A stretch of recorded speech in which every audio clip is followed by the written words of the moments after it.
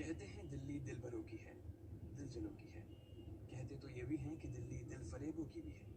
और लकी यानी कि लक्ष्मण लाल अग्रवाल में ये सारे गुण मौजूद थे। लोग उसकी शक्ल को देखकर ही कह देते थे, अबे दिल्ली से हो क्या? लकी वैसे दिखने में स्मार्ट और अट्रैक्टिव था, पर जेब से खस्ता हालत होने की वजह से रहता बेहद सिंपल तरीके से था। शर्ट का रंग उड़ा हुआ और पैंट से पैबंद जुड़ा हुआ। कहने को तो उसकी उम्र के लड़के दिल्ली की सड़कों पर रात को मोटर बाइक दौड़ाते थे, लेकिन लकी उर्फ लक्ष्मण लाल अग्रवाल सिर्फ कमरे से कॉलेज, कॉलेज में पढ़ाई और गर्लफ्रेंड डिम्पल के साथ थोड़ा वक्त बिताना, फिर कॉलेज से दुकान, दुकान से जब होम डिलीवरी आए तो वहाँ, और फिर घर चला जाता था। हाँ, कभी कभी जब वो किसी लड़के को खाली सड़क पर मोटर बाइक दंदनाते हुए देखता तो कहता, एक दिन अपना टाइम भी आएगा जब मैं चश्मा लगाकर बैठूंगा और पीछे डिम्पल को बैठाऊंगा।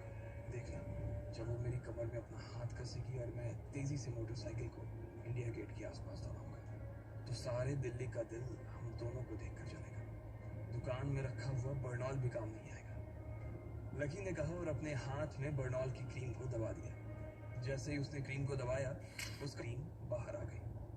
अबे गाजे, क्या कर रहा है? वो कोई स्पंज की गेंद है क्या जो उसे दबा रहा है?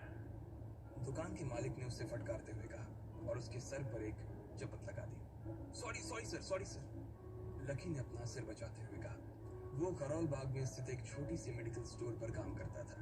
उसकी दुकान का नाम था चमन मेडिकल स्टोर और उसके ओनर का नाम था चमन लाल। लकी पिछले 5 साल से इन्हीं की दुकान पर काम कर रहा था। यहाँ इस छोटी सी शॉप पर काम करना उसकी मजबूरी थी। लाइफ में कंगाली की वजह से उसे कॉलेज में पढ़ाई पूरी करने के लिए पार्ट टाइम जॉब करना था। उसने कई अच्छी जगह अच्छी तनख्वाह की नौकरी ढूंढी, पर नहीं मिली और वो इस मेडिकल स्टोर पर ही अटक गया। गधे, अब इसके पैसे क्या तेरा बाप भरेगा? कटेगा। इसका पैसा भी तेरी तनख्वाह से कटेगा और एमआरपी से डबल रेट में कटेगा। चमन ने अपने दांतों को किचमिचाते हुए कहा। गुस्से की वजह से उसकी नाक फूल गई थी और लकी की सांसें। उसने घबराते हुए ओनर से पूछा, एमआरपी से डबल क्यों सर जी? ताकि अगली बार से ऐसी कोई हरकत करने से पहले तू डबल बार सोचे। चमन ने कहा और उसके हाथ से ट्यूब छीन ली। उसका जी तो चाह रहा था कि वो लकी की खोपड़ी पर एक और बार अपना हाथ साफ कर ले, लेकिन उससे पहले ही दुकान का फोन बजने लगा। फोन की घंटी बजते ही लकी को वहां से निकलने का मौका मिल गया और वो भागते हुए फोन उठाने के लिए चला गया। हेलो जी, करोल बाग के बेस्ट मेडिकल चमन मेडिकल स्टोर से बोल रहा, बताइए क्या काम था? ये लकी की पेटेंट लाइन थी।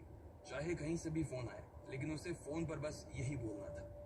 जैसे ही इधर लकी ने अपनी बात कही, उधर से जवाब आया, मैं अप्रूविंग नाइट होटल के कमरा नंबर 303 से बात कर रहा हूँ। एक छोटा सा ऑर्डर है, नोट करो और जल्दी से होटल पर डिलीवर करवा दो। वो एक लड़के की आवाज थी।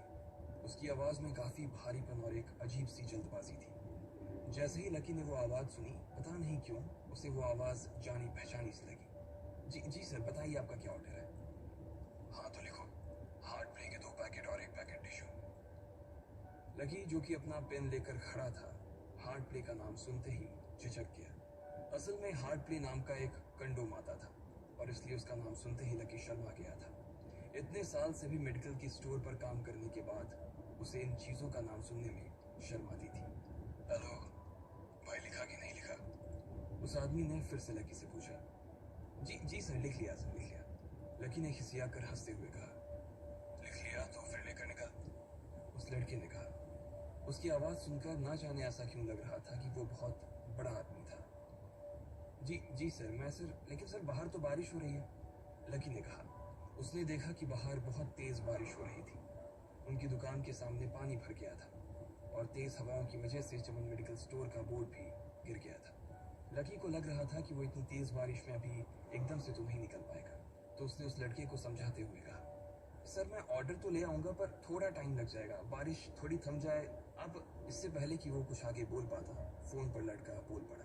तुम्हारे मालिक को पता है कि तुम मल्होत्रा जी के लड़के को मना कर रहे हो? हाँ पता है, बारिश हो रही है, इसलिए सारा सामान अच्छे से थैली में पैक करके लाना और लेट नहीं होना चाहिए, समझे? उस लड़की ने कहा और इससे पहले कि लकी आगे कुछ कह पाता, उसने फोन काट दिया। उधर से लकी के दुकान का ओनर उसे घूर कर देखा जा रहा था। लकी के हाथ में पेन और पेपर देखकर ही वो समझ गया था कि उसके पास कोई ऑर्डर आया था। आज वैसे भी इतनी बरसात होने की वजह से सुबह से इक्का दुक्का ग्राहक ही दुकान पर आए थे। ऐसे में उसकी दुकान का मालिक एक भी ऑर्डर को छोड़ना नहीं चाहता था। वो लकी को देख रहा था और लकी बारिश की ओर देख रहा था। बारिश का बहाना नहीं चलेगा, जाना पड़ेगा, चमन लाल ने कहा। मैं बहाना नहीं कर रहा सर, थोड़ी बारिश धीमी हो जाए तो मैं चला जाऊंगा।